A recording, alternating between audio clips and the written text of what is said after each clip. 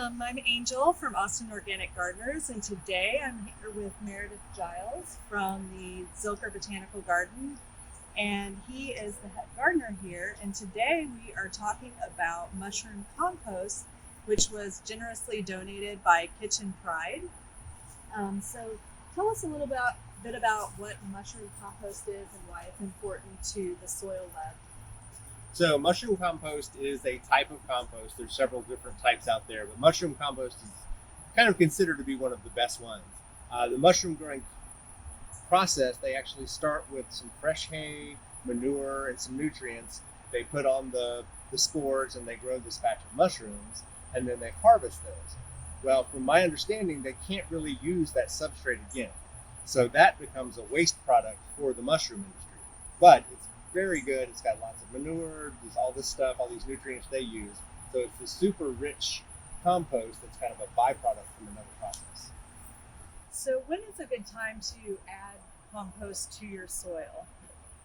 So the best time to add compost to the soil is before you plant, when you're actually preparing your bed. You have an opportunity then, when you don't have any plants planted already, to actually mix it really well down into the soil. You can come back and top dress around plants that are already existing, but you have kind of a unique opportunity before the plants go in the ground to really mix things in. It also gives you a chance to kind of let the compost mellow out a little bit before you actually do your planting. Can you tell us how to add compost? Because I hear a lot of things about compost being really hot. You don't want to add too much. Like, what are some of the pieces of knowledge you can share with us about how to add it and how to mix it into your soil?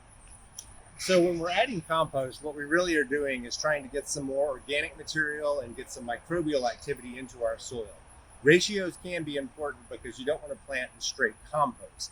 So usually we're looking for about a quarter to a third compost mixed with your native soil, depending on what you're growing.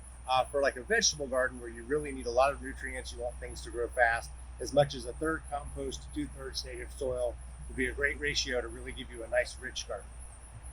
Can you tell us the difference between compost and mulch? Because I see people, amending their soil with a lot of both of these things. What's the difference, and when and how do you use both of those? Well, like compost, there's several different types of mulch.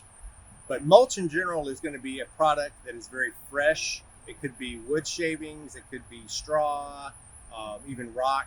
But it's something that we put on top of our soil to keep down weeds and to help retain moisture in the soil.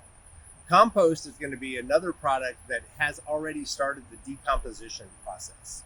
And the big difference, if we take a raw product like a bark mulch and we mix that into our soil, it's not decomposing already, and it's actually going to draw a lot of the nutrients out of the soil, particularly your nitrogen, to start that decomposition. So anything we're mixing in with the soil, we want to make sure it's already started this decomposition process. And anything that we put on top of the soil can be a nice fresh green product, but we don't want to mix those two. Thanks, Meredith, for sharing your information about mushroom compost today. And if you're interested in adding mushroom compost to your garden, you can purchase it locally in bulk at Farmer's Nursery in Leander, or check your local garden store to see if they carry it.